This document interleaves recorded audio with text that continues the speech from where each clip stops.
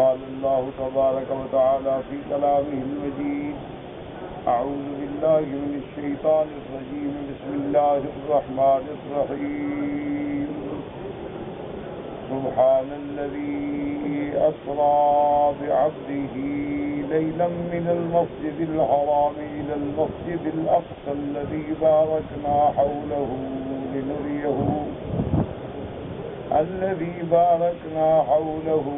لنريه من آياتنا إنه هو السميع البصير.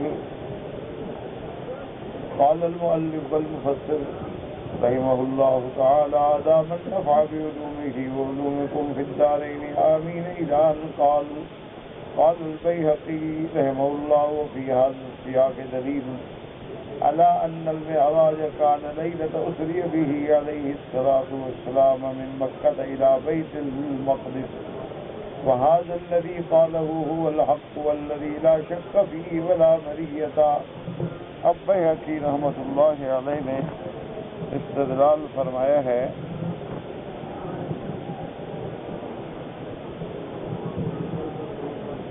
کہ یہ بات ثابت ہوتی ہے کہ معراج بھی اسی رات ہوا جس رات اسراء ہے، یعنی حضور صلی اللہ علیہ وسلم جس رات مسجد الحرام سے مسجد الاقصی تشریف لے گئے تو اسی رات پھر آسمانوں پہ معراج کے لیے بھی تشریف لے گئے. تو اب مفسر رحمۃ اللہ علیہ فرماتے ہیں کہ بیہقی نے جو یہ ذکر فرمایا ہے یہ بالکل حق ہے. الذی لا شک فیہ ولا مریۃ، اس میں کوئی شبہ نہیں کہ لیلۃ الاسراء والمعراج جو ہے وہ ایک ہی رات ہے، ورنہ جو آیات ہم نے تلاوت کی ہیں اس میں تو صرف اسراء کا ذکر ہے، اس میں معراج کا ذکر نہیں ہے. لیکن اس کے ساتھ تمام محدثین مفسرین رحمہم اللہ احادیث معراج بھی ساتھ بیان کرتے ہیں، اس لیے کہ اسراء اور معراج جو ہے وہ ایک ہی رات ہے. وقال الإمام أحمد حدثنا عبد الرزاق قال حدثنا معمر عن قتادة عن أنس رضي الله تعالى عنه أن النبي صلى الله عليه وسلم أتي بالبراق ليلة أسري به مصرجا ملجما ليركبه فاستصعب عليه فقال له جبريل. اب اس حدیث مبارک میں جو امام احمد رحمۃ اللہ علیہ نے اس سند سے حضرت انس رضی اللہ تعالی عنہ سے روایت کی ہے کہ سرکار دو عالم سیدنا محمد الرسول اللہ صلی اللہ علیہ وسلم کے لیے جب براق کو لایا گیا، براق ایک جنت کا جانور ہے، لیلۃ اسری بھی جس رات آپ کو اللہ نے اسراء و معراج کرائی تو اس پہ زین بھی اور لگام بھی اور بالکل تیار کر کے لایا گیا. سرج کہتے ہیں زین کو اور لگام کہتے ہیں لگام کو. جب حضور صلی اللہ علیہ وسلم کے لیے سواری کے لیے لایا گیا فاستصعب، وہ شوخی کرنے لگا، وہ جانور جو ہے ذرا مشکل پیش آنے لگی. فقال له جبریل علیہ السلام ما يحملك على هذا فوالله ما ركبك قط اكرم على الله منه قال فرفض عليك. اب حضرت جبریل علیہ السلام نے فرمایا کہ ما يحملك على هذا، تم یہ بات شوخی کیوں کر رہے ہو؟ فوالله ما ركبك قط، خدا کی قسم ہے کہ اس سوار سے زیادہ تم سے عزت والا آج تک سوار ہی نہیں ہوا ہے. یہ وہ سوار ہے جو سب سے زیادہ اللہ کے ہاں اشرف ہے، اکرم ہے اور شان والا ہے. کہتے ہیں اس کے بعد وہ جانور پانی پانی ہو گیا، پسینہ ہو. فرواہ الترمذی نساء النصر وقال غریب لا نعرف الا من حدیثه، لیکن اس سند میں غرابت ہے. وقال احمد بن حدثنا ابو المغيرة قال حدثنا صفوان قال حدثني راشد بن سعيد وعبد الرحمن بن جبير عن انس رضي الله تعالى عنه قال قال رسول الله صلى الله عليه وسلم لما عرج به الى ربه عز وجل مررت بقوم لهم اظفار من نحاس يخمشون بها وجوههم وصدورهم سرکار دو عالم صلی اللہ علیہ وسلم فرماتی ہیں کہ معراج والی رات میں ایک ایسی قوم پہ گزرا کہ جن کے ناخن جو ہیں وہ ایسے تھے جیسے پیتل کے ناخن ہوں، اور ان ناخنوں سے اپنے چہرے کو اور اپنے سینے کو وہ کھیل رہے تھے، یعنی پنجے مار کے۔ قلت من هؤلاء یا جبریل، میں نے حضرت جبریل علیہ السلام سے پوچھا یہ کون لوگ ہیں جو ناخنوں سے اپنے چہرے چھل رہے ہیں، اپنے سینوں کو زخمی کر رہے ہیں؟ فقال هؤلاء الذين يأكلون لحوم الناس يكون في أعراضهم۔ جبریل علیہ السلام نے عرض کیا کہ یا رسول اللہ، یہ وہ لوگ ہیں جو غیبت کرتے تھے، لوگوں کے بارے میں باتیں کرتے تھے اور لوگوں کی عزتوں پہ داغ لگاتے تھے، فلاں ایسا اور فلاں ایسا اور فلاں ایسا۔ یہ وہ لوگ ہیں اللہ نے ان کو سزا دی ہے کہ اپنے ہاتھوں سے قیامت تک اپنے آپ کو زخمی کرتے ہیں۔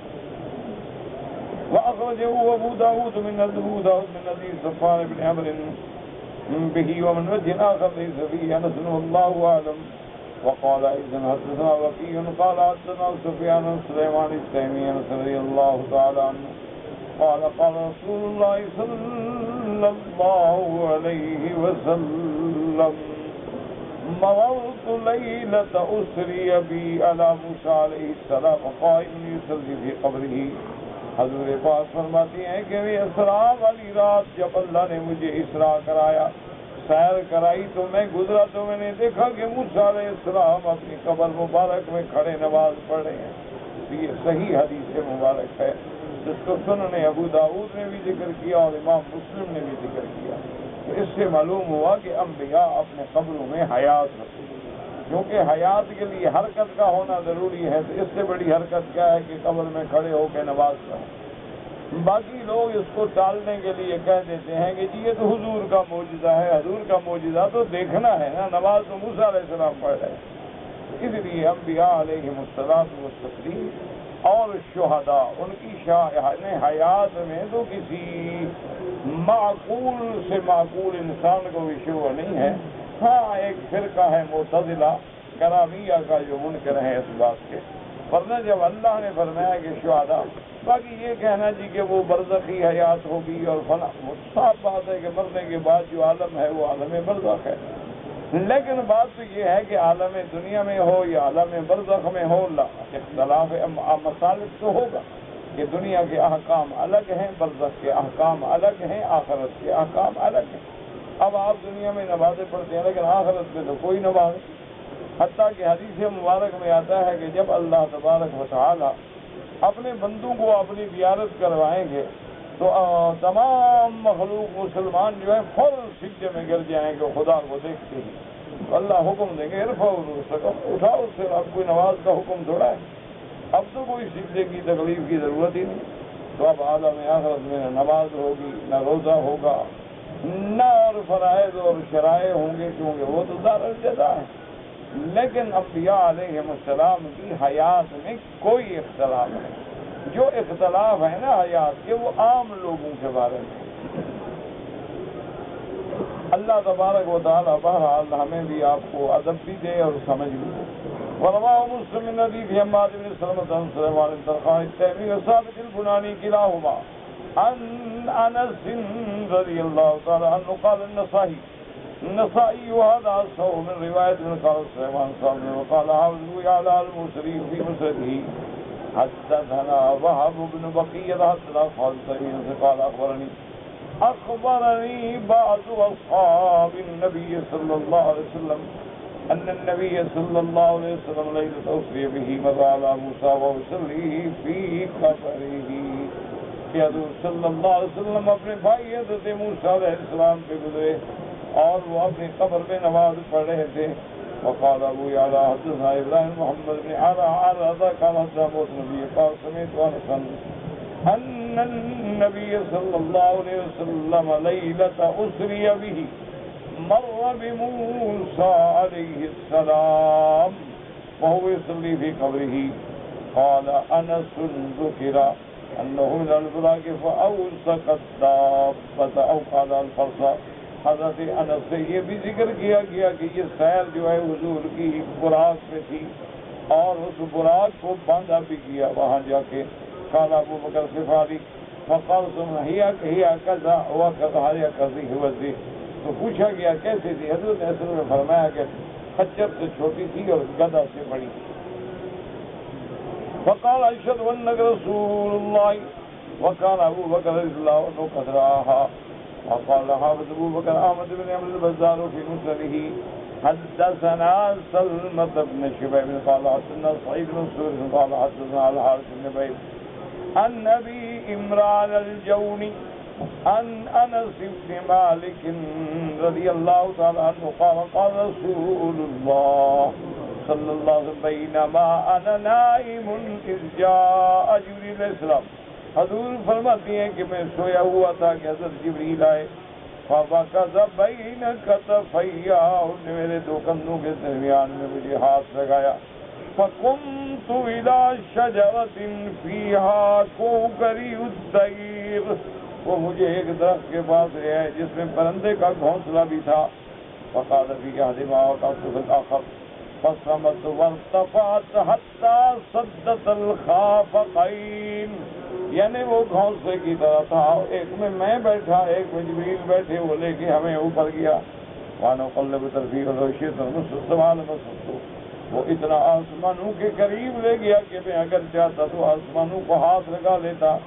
فالتفت إليه كأنه حلس لاس فارس فضل بالله علي وفتح علی باب باب السماء فرأيت النور العظم. اس کے بعد فرماتے فضل جبریل اور حضرت جبریل علیہ السلام میری طرف متوجہ ہوئے كأنه حلس لات. گویا کہ وہ ایک حلس کہتے ہیں کسی چیز کا مجموعہ اور لات مانا جو علم کی طرف متوجہ ہو. اس سے مجھے پتہ چلا کہ اس کا علم جو ہے اللہ تبارک و تعالیٰ کی شان کے بارے میں کتنا ہے. وفتح علی باب من ابواب السماء، آسمان کا دروازہ کھولا گیا. فرأیت النور العظم، میں نے اس نور اعظم کی زیارت کی. وَإِذَا دُونَ الْحِجَابِ رَفْرَفْ، اور حجاب پردے کے سے پہلے مجھے رفرف کہتے ہیں کہ ایک بساط، یعنی جیسے ایک قالین ہوتا ہے، ایک قالین بچھا دو اور قالین پہ کھڑے ہو جائے تو قالین اڑ جائے، اس کو کہتے ہیں رفرف. قال الدر والياقوت وهي ما شاء الله وهي. ثم قال ولا نعلم روا هذا الحديث الا انس ولا نعلم روا نبي من النبي الا حرف بين وكان رجلا مشهورا من اهل البصره. اب مفسرین کی عادت ہے کہ جتنے روایتیں ملیں گی اسراء و معراج کے بارے میں ضعیف ہیں، غریب ہیں، حسن ہیں، صحیح ہیں، سب کو جمع کریں تاکہ پھر طالب العلم جو ہے اس کا تقاضا یہ ہے کہ ان میں جو صحیح ہیں وہ لے لیں اور جو ضعیف ہے اور غرابت ہے ان کو چھوڑ دیں. وروى الحافظ البيهقي في الدلائل عن ابي بكر القاضي النبي جعفر محمد بن علي بن الدحيم عن محمد بن الحسين بن الحسين عن سعيد بن منصور فذكر سعيد ثم قال وقال يا ربي الذي في آخره ولت دون قریب آیا او قال دون الحجاب رفرف الدر والياقوت، ورفرف جیسے موتی اور یاقوت سے بنی. ثم قال هذا رواه الحارث هكذا رواه الحارث بن بيت وعباد سلمة بن ربيع المحمد بن بيت الفارض أن كان في ملأ من أصحابه. حضور صحابہ میں موجود تھے. وجاء جبریل نقد فی ظہرہ، جبریل علیہ السلام نے آپ کی پشت مبارک پہ ہاتھ رکھا. فذهب به الى الشجرة، ایک درخت کی طرف لے گئے. وفيها مثل وكرات الطير، یعنی جیسے گھونسلہ ہوتا ہے اس چیز کو ایسی چیز بنی ہوئی. فقعد في أحدهما وقعد جبريل في الآخر فنشأت بنا حتى بلغت الأفق، وہ لے کے چلا ہمیں. فلو بسطت يدي إلى السماء لنلتها، اگر میں چاہتا تو آسمانوں کو بھی ہاتھ لگا دیتا. وعبد الله بن صبر وعبد النور فوقع جبريل مكين وكانوا حسن، اور حضرت جبریل بے ہوش ہو کے گر گئے. فعرفت فضل خشيته على خشيتي فأوحي إلي نبيا ملكا أو نبيا عبدا وإلى الجنة ما أنت. حضور پاک کو اللہ نے یہ بھی وحی فرمائی کہ آپ چاہیں تو آپ کو بادشاہت بھی دیں اور نبوت بھی دیں، اور آپ چاہیں تو آپ کو صرف نبوت دیں کہ آپ عبد بھی ہوں اور نبی بھی ہوں. اور اس کے بعد حضرت جبریل نے مجھے اشارہ کیا کہ میرا بدنی آپ تواضع اختیار کریں. قلت لا بل نبیا عبدا، میں نے کہا اللہ میں آپ کا عبد ہوں، مجھے نبوت دے، مجھے بادشاہت کی ضرورت نہیں. قلت وهذا انسا يقتضي ان واقعة غیر لیلۃ الاسراء. اب مفسر کہتا ہے کہ اگر یہ روایات صحیح ہے تو یہ پھر کسی اور رات کا واقعہ ہے. اسراء و معراج الگ ہے اور یہ واقعات الگ ہیں.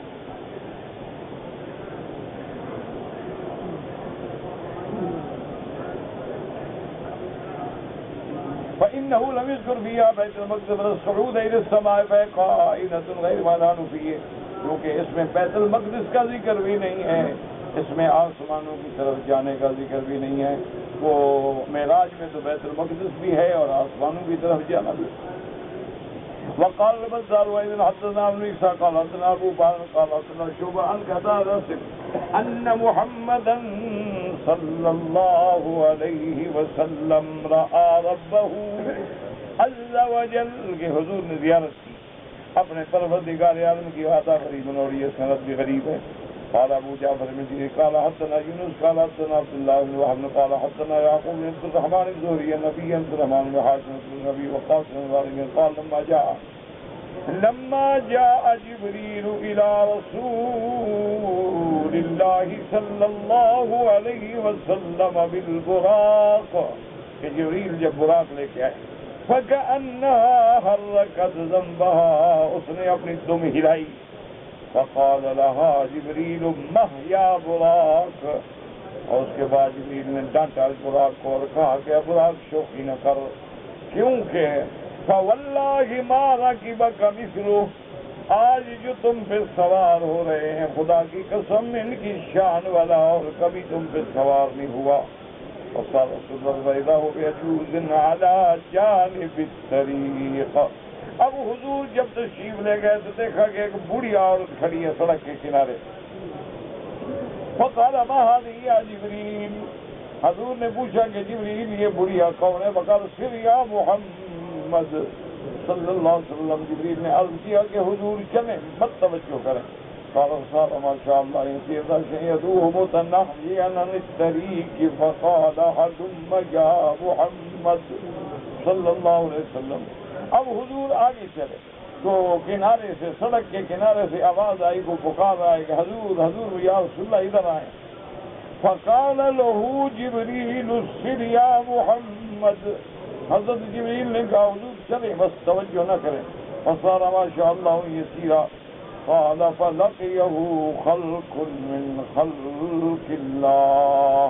اب جب آپ آگے گئے تو دیکھا کہ اللہ کی مخلوق ہے اور انہوں نے کہا السلام علیک یا اول. انہوں نے سلام پڑھے کہ یا محمد مصطفیٰ، آپ نبوت میں سب سے پہلے. السلام علیک یا آخر، آپ بھیجنے کے اعتبار سے سب میں آخر. السلام علیک یا حاشر، آپ پر سلام ہو اور آپ کا بھی اللہ تبارک و تعالی ساری مخلوق کو قیامت میں جمع کریں گے. قال له جبریل اردد السلام یا محمد صلی اللہ علیہ وسلم. جبریل نے کہا حضور ان کو سلام کا جواب دیں. فرد السلام، حضور نے جواب دیا. ثم لقيه الثانیہ، اسی طرح اور پھر جواب دی. فقال له مثل ما قال الاولى، انہوں نے بھی اسی طرح سلام کہے.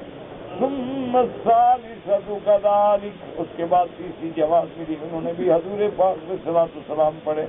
حتی انتہا الی بیت المقدس، حضور جب بیت المقدس کے قریب پہنچے. فعرض علیہ الخمر والماء واللبن، حضور صلی اللہ علیہ وسلم پر 3 پیالے پیش کیے گئے، ایک میں شراب، ایک میں پانی اور ایک میں دودھ.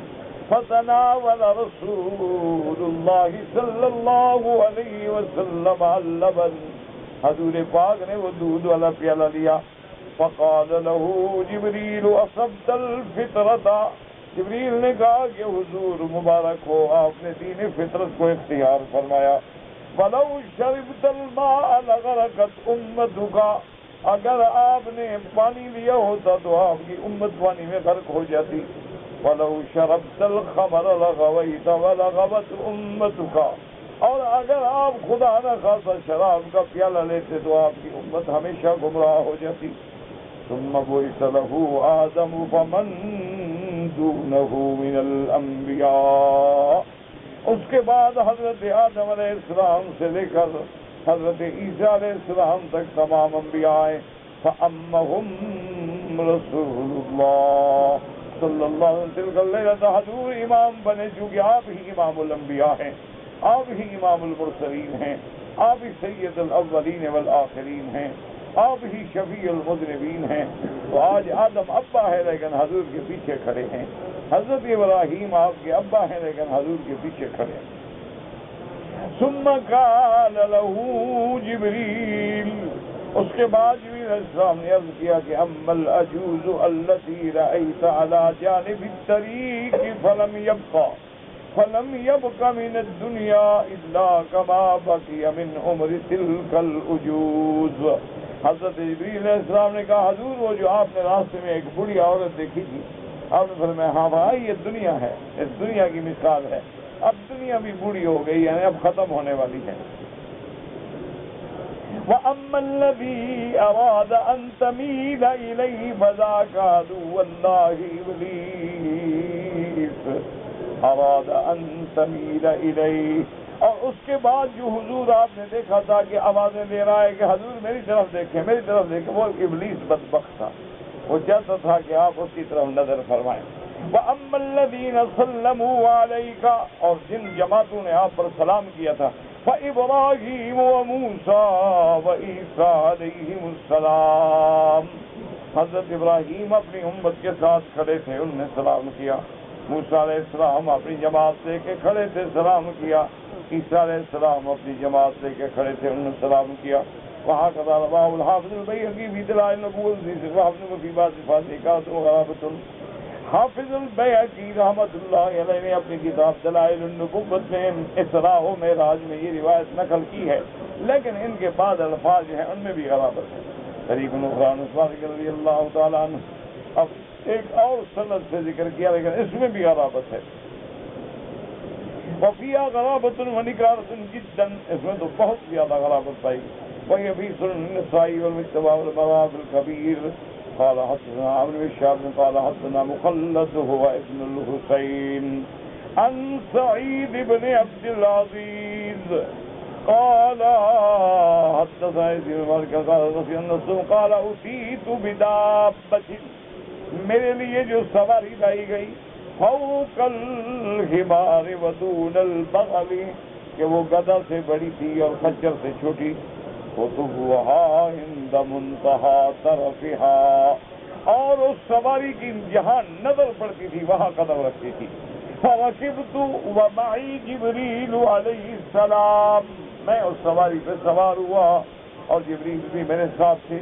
فصرت فقال انزل، اس کے بعد ایک جگہ روکا اور حضرت جبریل نے عرض کیا کہ حضور اتریں، اور آپ نے کہا کہ حضور نماز پڑھیں. فصلیت فقال اتدری این صلیت، جب میں نے 2 رکعت نماز پڑھی تو حضرت جبریل نے پوچھا کہ حضور پتہ ہے آپ کو یہ کون سی جگہ ہے جہاں آپ نے نماز پڑھی؟ ہم فرمائے نہیں. قال صلیت بطیبۃ والیہا المہاجرہ، حضرت جبریل نے کہا حضور یہ طیبہ ہے، یہ مدینہ ہے، اور یہی آپ کی ہجرت کی جگہ ہے، اسی لیے میں نے آپ کو یہاں روکا. ثم قال انزل فصل فصلیت، اس کے بعد جبریل نے کہا کہ اترے نماز پڑھے، میں اترا نماز پڑھی. فقال اتدری این صلیت، اس کے بعد جبریل علیہ السلام نے مجھ سے پوچھا کہ یا رسول اللہ آپ کو پتہ ہے کہ آپ نے کہاں نماز پڑھی ہے؟ قال حضور نے فرمایا قال صلیت بطور سینا حیث کلم اللہ موسیٰ.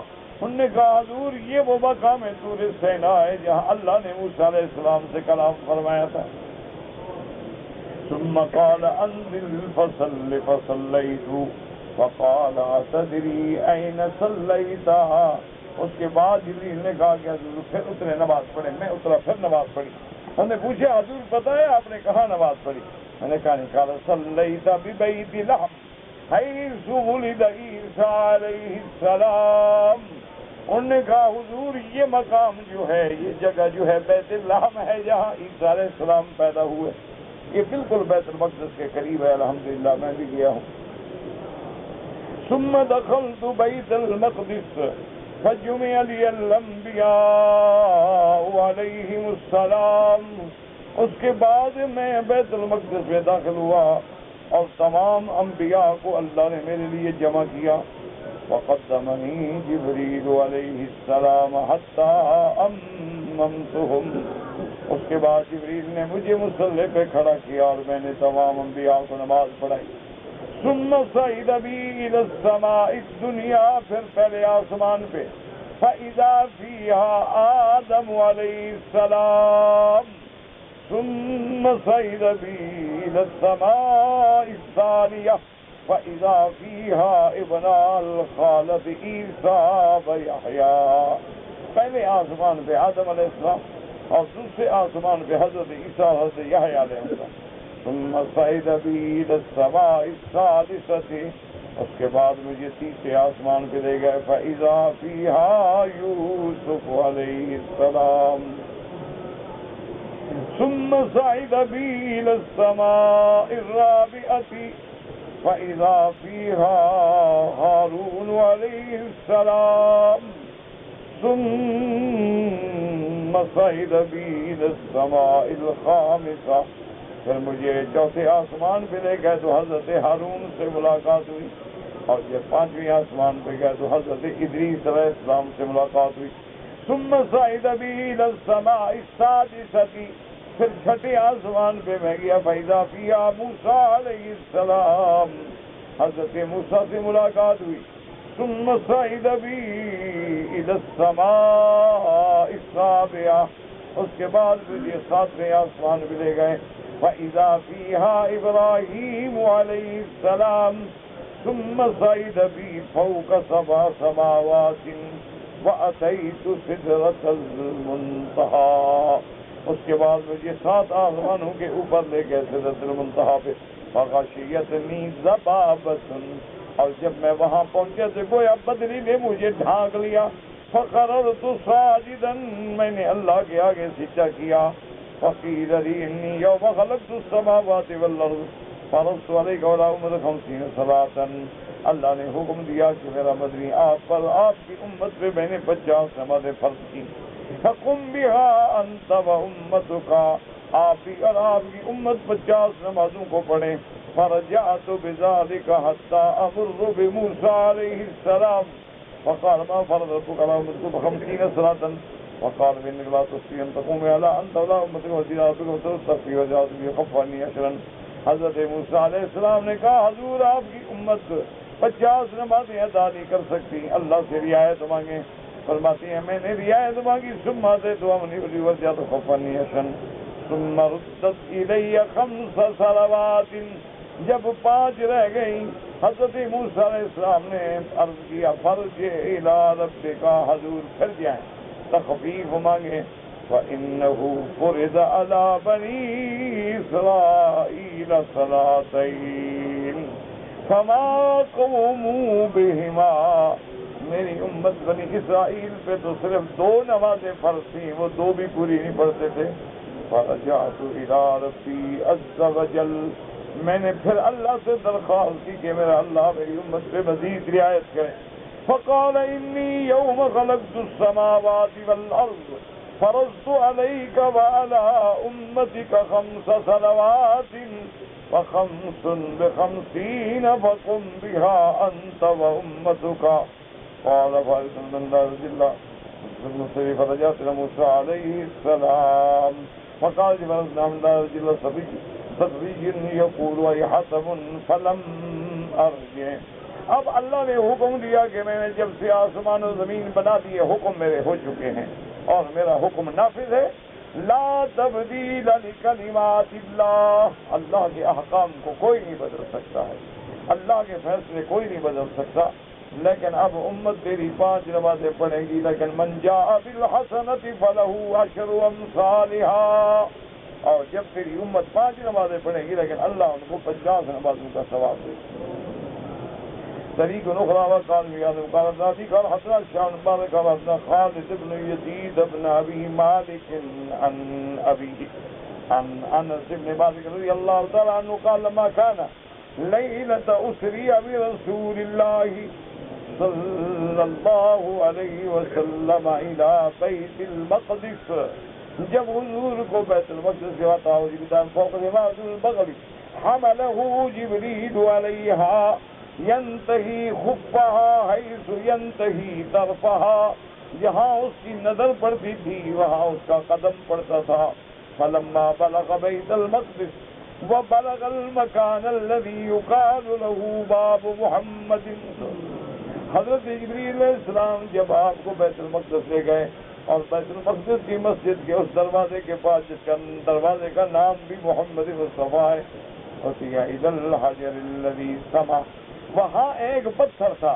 فغمده جبریل باصبعه فنقبه، جبریل علیہ السلام اپنی انگلی سے اشارہ کیا تو پتھر سلاخ ہو گیا، اس نے اس کو ثم ربطها ثم صعدا، آپ نے پھر براق کو باندھا اور اس کے بعد پھر مجھے لے کے چلے.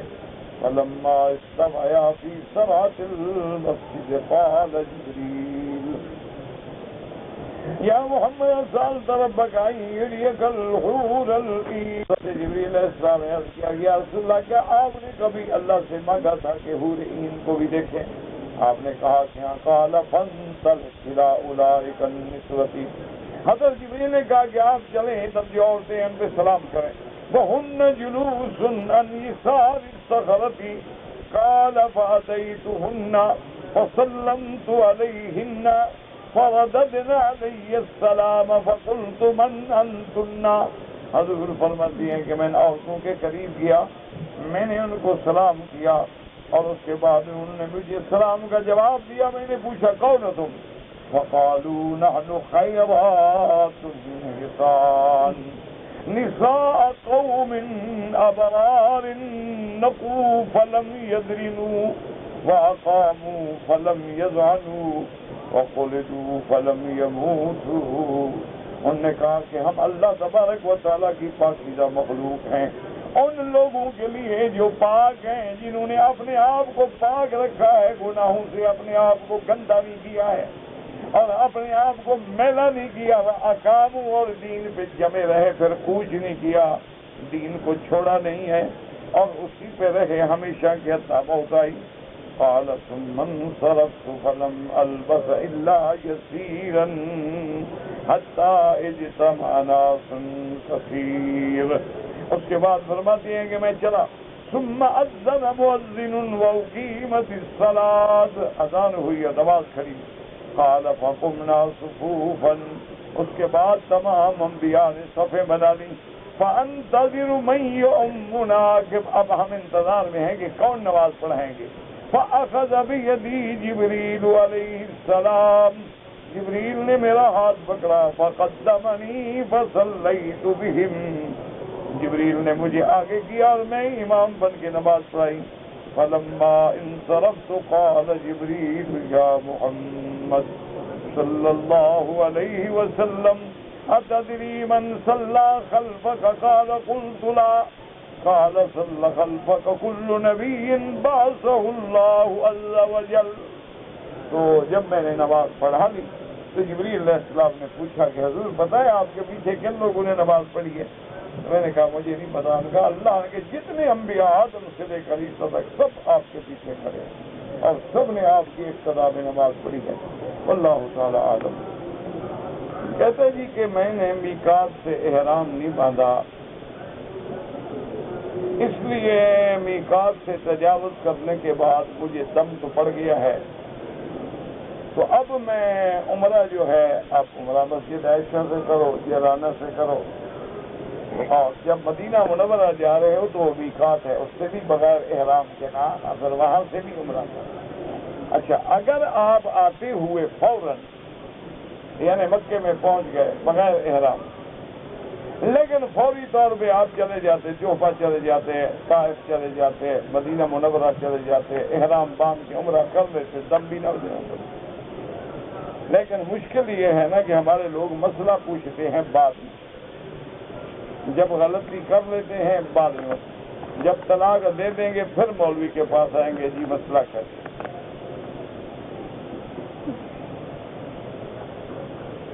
کہتے جی وآتاکم من کل ما سألتموہ، یعنی جس کا تمہارے لیے اللہ نے بہتری سمجھی۔ یہ تھوڑا ہوتا ہے کہ ہر بندہ کا مجھے بادشاہ بنا دو، سب بادشاہ بن جائے۔ جیسے قرآن میں ہے وَأُوتِيَتْ مِن كُلِّ شَيْءٍ، کہ جب ہدہد آئے انہوں نے آ کے سیدنا سلیمان علیہ السلام کو رپورٹ دی اور کہا کہ حضرت میں نے ایک ملک دیکھا ہے، انی وجدت امرأۃ تملکہم، اور ان کی ملکہ جو ہے وہ بھی عورت ہے، وَأُوتِيَتْ مِن كُلِّ شَيْءٍ، اس کے پاس ہر چیز ہے۔ اب ہر چیز کا یہ معنی یہ تھوڑا ہوتا ہے کہ ہوائی جہاز بھی تھے اس کے پاس، بحری جہاز بھی تھے اس کے پاس، راکٹ بھی تھے، میزائل بھی تھے۔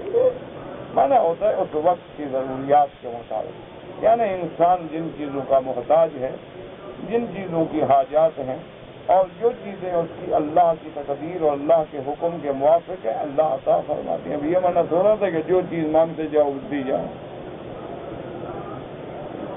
اللہم اجرنی فی مصیبتی، یعنی اگر کوئی آدمی مر جائے یا کوئی نقصان ہو جائے، یعنی کوئی مالی نقصان ہو گیا، جانی نقصان ہو گیا، تو اس پہ پڑھنے کا حکم یہ ہے کہ انا للہ و انا الیہ راجعون، اللہم اجرنی فی مصیبتی واخلف علی کل غائبۃ لی منک بخیر۔ یہ دعا پڑھی جائے تو اللہ اس سے بہتر بدلہ دیتے ہیں۔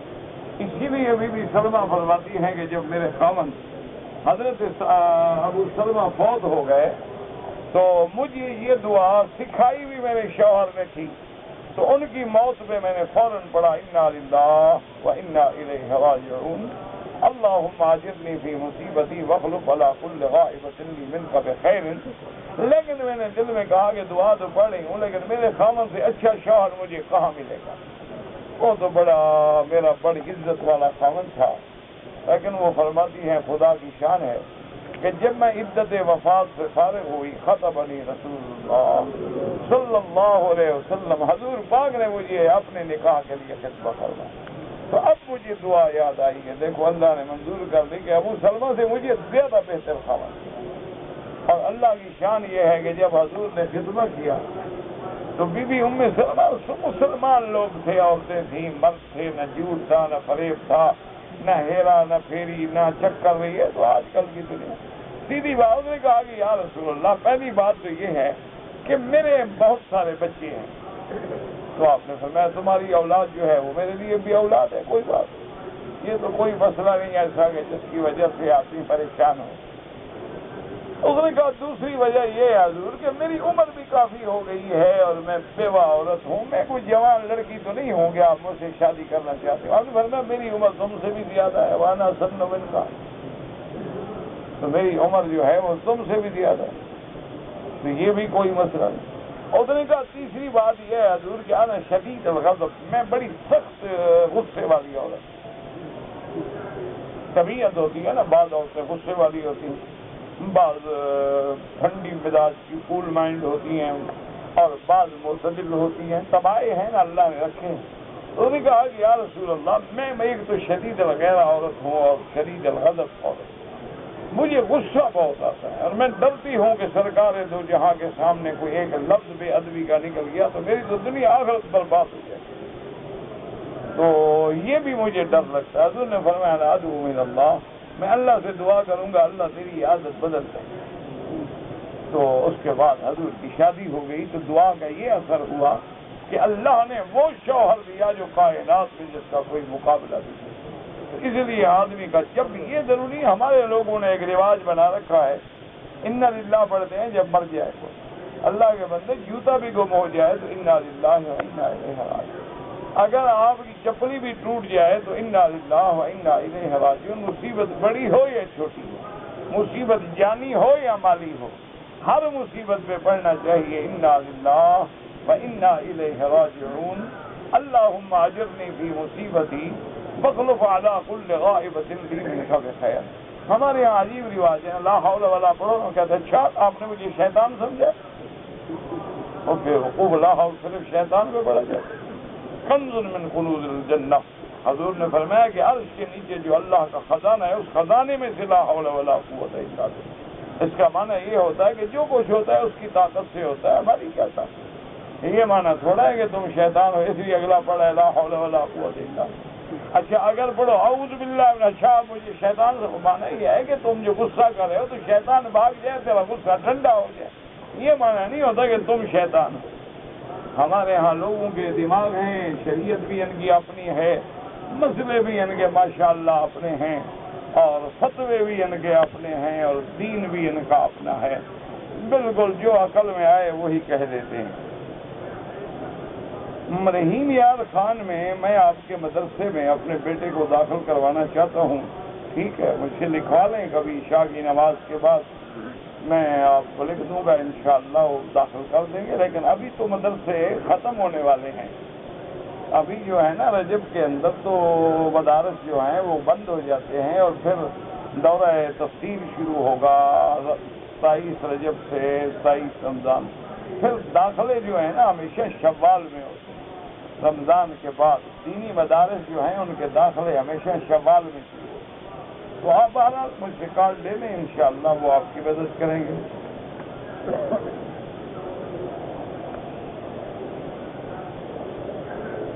کہتے ہیں جی کہ میرے بڑی پریشانی ہوتی ہے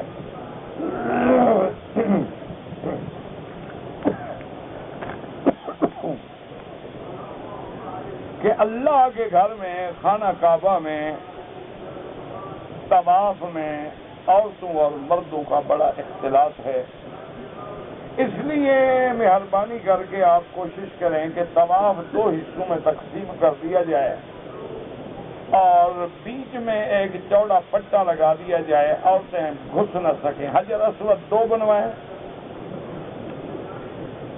نہیں اس کے بارے میں بھی مشورہ دینا، ایک حجر اسود وہ سرخ پٹے کے ادھر لگوا دیں، ایک ادھر لگا دیں.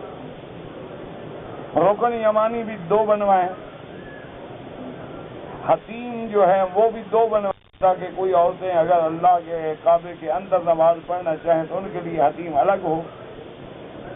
کوئی عقل سے کام کرو. یہاں جو لوگ ہیں ان کو بھی اللہ نے عقل دیا ہے، تم کوئی زیادہ سمجھدار نہیں ہو. پورے اتنے معاملات ہیں کہ کمیٹیاں اور بڑے بڑے تھنک ٹینک اور بڑے بڑے مفکر، اب دیکھا نہیں ہے اوپر کیسے گولائی ٹھیک کر رہے ہیں، کتنا خرچہ ہو رہا ہے. اسی لیے کہ حجاج کو تکلیف نہ ہو، دوسری منزل پہ جب طواف کریں تو طواف جا کے یوں ہو جاتا، کبھی یوں ہو جاتا، کبھی یوں ہو جاتا. تو ان نے کہا وہ گول کر لو تاکہ چکر میں فرق نہ پڑے. دوسرا طواف میں ریڑیاں جو ہیں لوگ مارتے ہیں اور لوگوں کو زخمی کرتے ہیں، ان کے لیے بھی الگ راستہ بنا دو تاکہ تکلیف نہ ہو. الحمدللہ اللہ حکومت کو ہدایت خیر دے. وہ تو 24 گھنٹے اس میں لگے ہوتے ہیں کہ حرم کیسے بنے، حج کا کیا ہو، مینا کا کیا ہو، عرفات کا کیا ہو، مزدلفہ کا کیا ہو. لیکن یہ تمام نظام تب کامیاب ہوگا جب تم تعاون کرو. اگر مسلمان تعاون نہ کرے تو دنیا کا ہر قانون جو ہے وہ فیل ہو جاتا ہے، یہ قاعدہ ہے. تو سیدھی سی بات ہے، آپ اپنی عورتوں کو سمجھائیں کہ وہ باہر طواف کریں، مردوں میں نہ گھسیں. ہر آدمی اپنی بیٹی کو، اپنی بہن کو، اپنی عورت کو پابند کرے.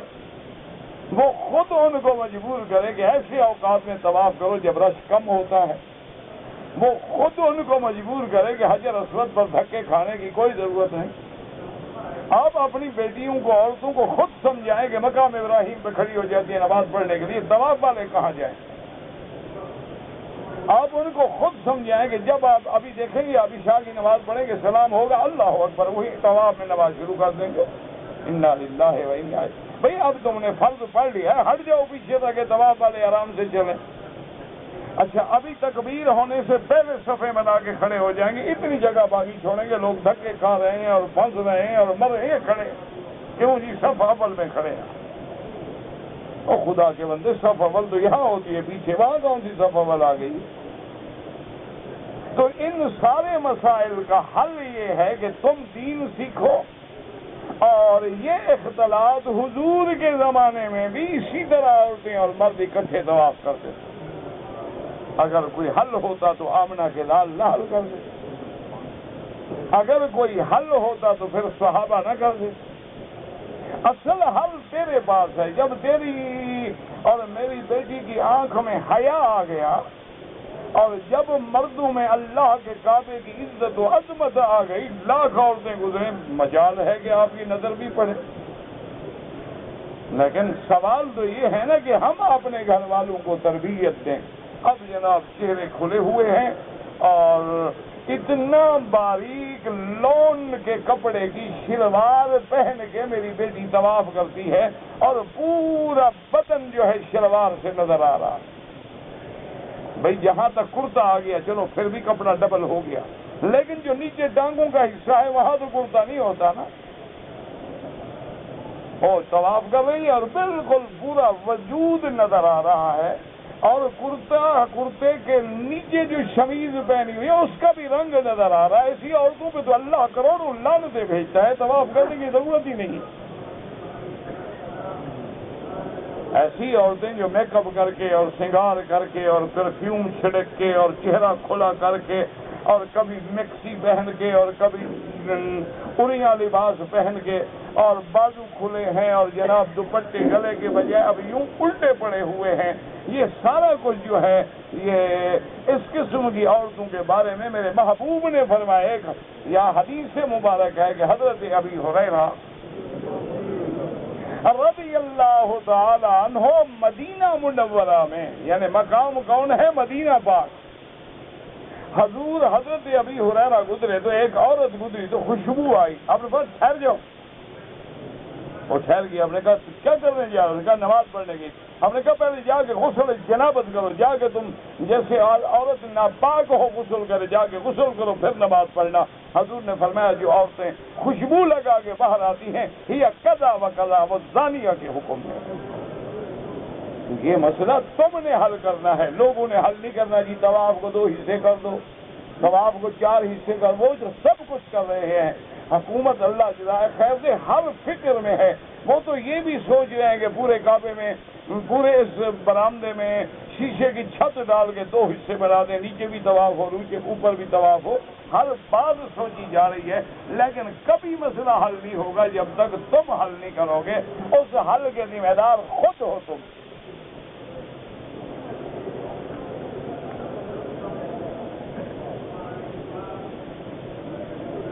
مسجد الحرام میں عورتوں کے لیے الگ راستے بنائیں. جس کی بیوی گم ہو جائے تم دو گے؟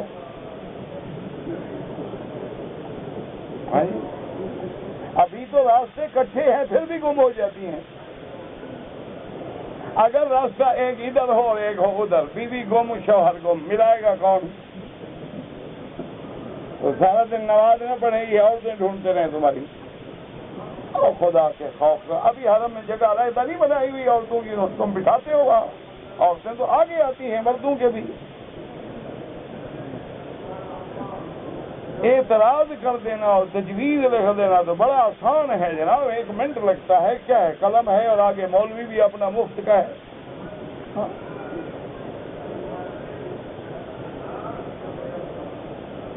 کہتے جی کہ آپ نے کہا تھا کہ مولوی اور پیر پہ بھروسہ نہ کرنا. میں نے یہ بھی کہا تھا یہ جو کاروباری ہیں وہ بات بھول گئی آپ کو، پہلی یاد رہی ہے.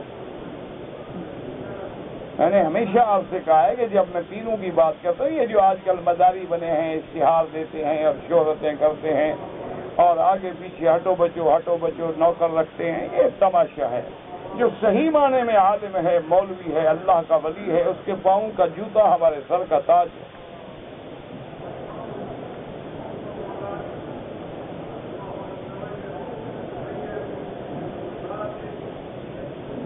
کہتے جی کہ اگر عورت لڑائی لڑنا نہ چھوڑے، ہر وقت لڑے تو کیا کریں؟ صبر کرو. جب تمہارے بیٹے ہیں بیٹیاں ہیں چھوڑ دو گے تو سارے بچوں کو بھی تو برباد کرو گے نا. اسی لیے تمہارا کمال تو یہی ہے نا کہ وہ لڑائی لڑے اور تم صبر کرو. اسی میں اللہ تبارک و تعالیٰ تمہیں جنت دیں گے انشاءاللہ. باقی وظیفے اگر مجھے آتے تو میں اپنا علاج نہ کر لیتا، تمہارا کرتا پہلے. اگر مجھے وظیفے آتے اور میں کوئی طویل شویز جانتا، پہلے میں اپنے اور گھر والوں کے لیے لکھتا، پہلے اپنے بچوں کو، گھر والوں کو، رشتہ داروں کو ٹھیک کرتا، پھر تمہیں بھی دیتا۔ مجھے تو بابا نہ وظیفہ آتا ہے، نہ کوئی طویل شویز آتا ہے، میں تو ایک جاہل آدمی ہوں، طالب العلم ہوں قرآن حدیث کا، اس کے علاوہ مجھے کوئی پتہ نہیں۔ میں 96 میں دبئی سے عمرے کے لیے آیا تھا اور جدے سے احرام باندھا تھا۔ ماشاءاللہ مسئلہ بہت جلدی پوچھ رہے ہیں۔ 96 میں حضرت نے عمرہ کیا تھا، مسئلہ 2003 میں پوچھ رہے ہیں۔ ہاں حضرت ایک دم عطا فرمائیں، حضرت یحییٰ علیہ السلام نے کیسے وفات پائی، میں وہاں موجود نہیں تھا۔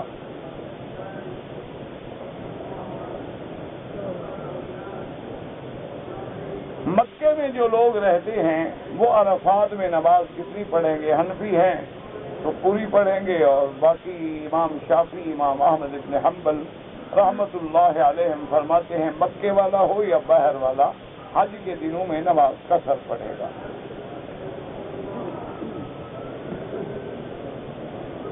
مہندی کالی بھی ہوتی ہے، سرخ بھی ہوتی ہے۔ ہاں جو مہندی بناتے ہیں ان سے جا کے پوچھو کہ کتنے قسم ہوتی ہیں۔ اب یہ بھی میرے ذمہ ہے کہ تمہارے لیے مہندیاں ڈھونڈتا پھروں۔ کوئی خدا کا خوف کیوں نہیں آتا تم لوگوں کو؟ پھر ایسا کریں آپ تشریف لیں، میں لگا بھی دیا کروں گا، اور وہ رنگ کبھی نہیں اترے گا، ایک دفعہ آؤ تو بالکل پکا رنگ چڑھے گا، پھر تمہیں کبھی ضرورت ہی نہیں پڑے گی انشاءاللہ لگانے کی۔ بال ہوں گے تو لگاؤ گے۔ شرم کرنا چاہیے۔ یہ مسئلہ ہے آپ کا کہ کالی مہندی ہے، سرخ مہندی ہے، پیلی مہندی ہے، نیلی مہندی ہے، کیا ہے؟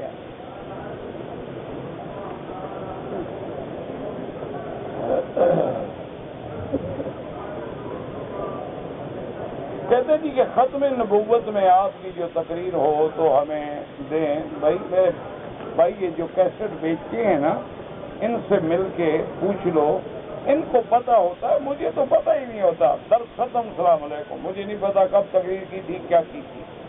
ان لوگوں کے پاس عنوان ہوتے ہیں، ان سے جا کے انشاءاللہ آپ کو مل جائیں گے۔ احرام کے باندھنے کے بعد کون سی چیزوں سے بچیں؟ سلا ہوا کپڑا نہ پہنیں، شکار نہ کریں، خوشبو نہ لگائیں، اپنی بیوی بھی ساتھ ہو تو اس سے کوئی بے تکلفی والی بات نہ کریں، شہوت کی نظر نہ ڈالیں، ہر برا کام نہ کریں، ہر حرام کام سے بچیں۔ احرام کا معنی یہی ہے کہ جو حلال چیزیں وہ بھی حرام ہو گئیں۔ مسجد اقصی کس نے بنایا تھا؟ حضرت سلیمان علیہ السلام نے۔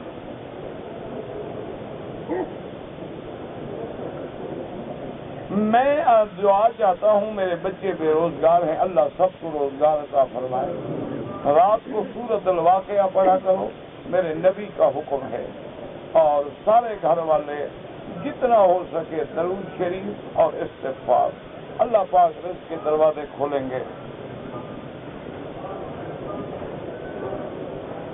میری بچیاں ہیں، نوجوان لڑکے لڑکیاں، اللہ سب کی شادی کا انتظام فرمائیں، اللہ سب کے رشتے آسان فرمائیں۔ اللہ تبارک و تعالی جن کے گھر میں بچیاں ہیں ان کے مستقبل روشن فرما، سب کو خیر کے اور رحمت کے رشتے نصیب فرما۔ بسم اللہ الواسع جل جلالہ، یا جامع یا جامع یا لطیف، اللہم یسر امورنا و امور بناتنا و بنات المسلمین۔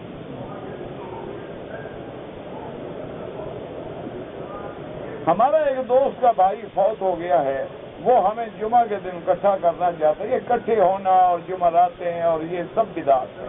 ویسے آپ قرآن پڑھیں، دعا کریں، خیرات کریں، وہ منع نہیں ہے۔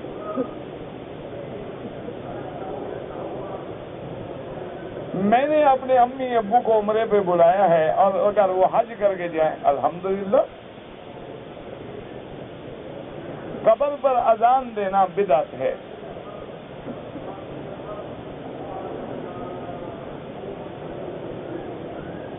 کہتے جی کہ جب قبرستان میں ہمیں حکم ہے کہ السلام علیکم یا اہل القبور کہو تو ان میں گناہ گار بھی ہوتے ہیں، تو گناہ گار سے سلام نہ کرو یار، اس کو تو زیادہ ضرورت ہے سلام کی بیچارے کو. بھائی جو گناہ گار ہے اس کو تو اللہ کی طرف سے سلامتی کی زیادہ ضرورت ہے. کہتے ہیں جی کچھ دوست آئے ہیں، انہوں نے تسبیح اور ٹوپیاں پاکستان میں خرید کر کے لوگوں کو دیں گے، اور کیا کریں، ریال بھر کے کیوں لے جائیں؟ کوئی ضروری ہے؟ کھجور لے جاؤ، زمزم لے جاؤ، نہ دو نہ ٹوپی نہ تسبیح ہے کچھ ہے. اصل ہدیہ زمزم ہے یا مدینے پاک کی کھجور ہے.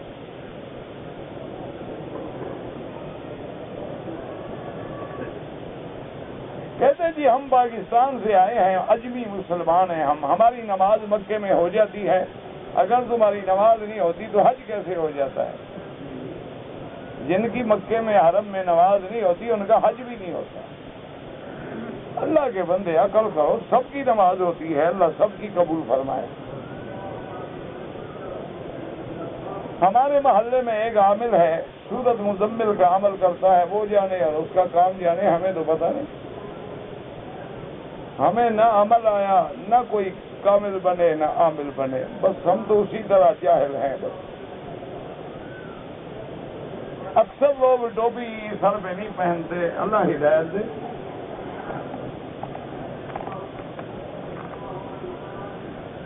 اگر ہم دوبارہ عمرہ کریں، نفلی عبادت ہے، جتنا مرضی آئے کرو، 1 کرو 100 کرو، لیکن مکے میں رہتے ہوئے طواف کرو افضل ہے.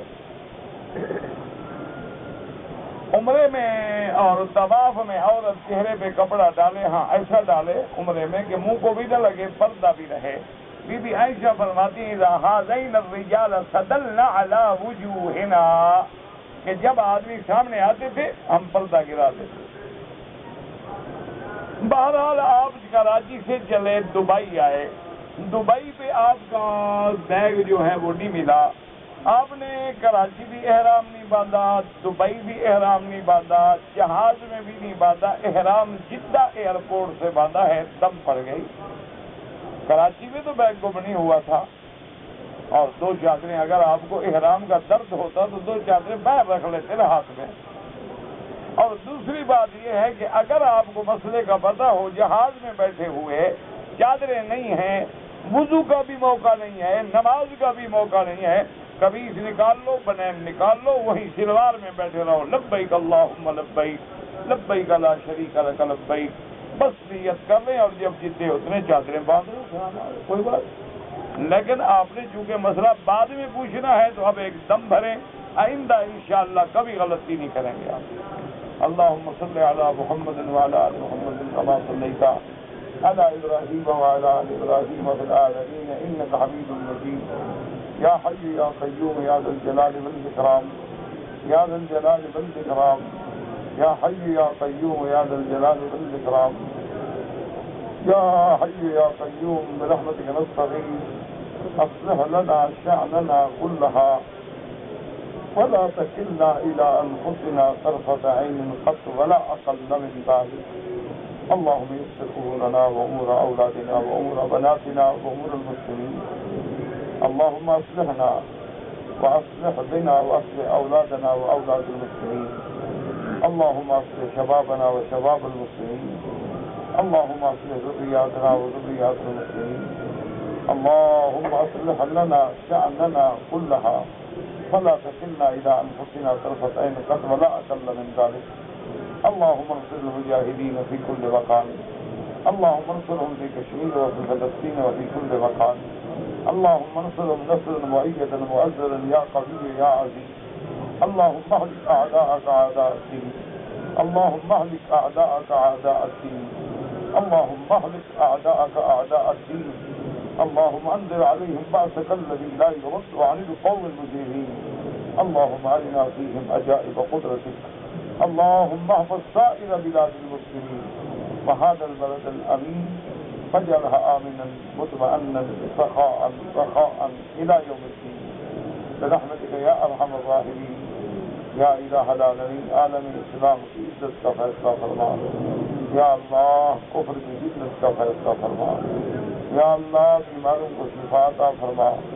یا اللہ بے حیاؤں کو حیا عطا فرما، بے دینوں کو دین عطا فرما، بے اولادوں کو اولاد عطا فرما، جن کی اولاد ہے اللہ ان کو صالح بنا، والدین کے لیے قرۃ عین بنا۔ یا اللہ مسلمان ہندوستان میں ہیں، پاکستان میں ہیں، کشمیر میں ہیں، عرب میں ہیں، عجم میں ہیں، سندھ میں ہیں، ہند میں ہیں، بنگلہ دیش میں ہیں، برما میں ہیں، اراکان میں ہیں۔ یا اللہ ان کی جان، مال، آبرو، عزت کی حفاظت فرما۔ یا اللہ مسلمانوں کی مساجد و مدارس کی حفاظت فرما۔ یا اللہ مسلمانوں کے دینی تشخص کی حفاظت فرما۔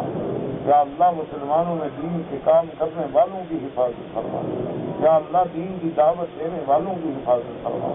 یا اللہ پورے عالم میں ہدایت کی فضا پیدا فرما۔ یا اللہ پورے عالم میں ہدایت کی فضا پیدا فرما۔ یا اللہ حضور کے ہر امت کو دین کا داعی بنا۔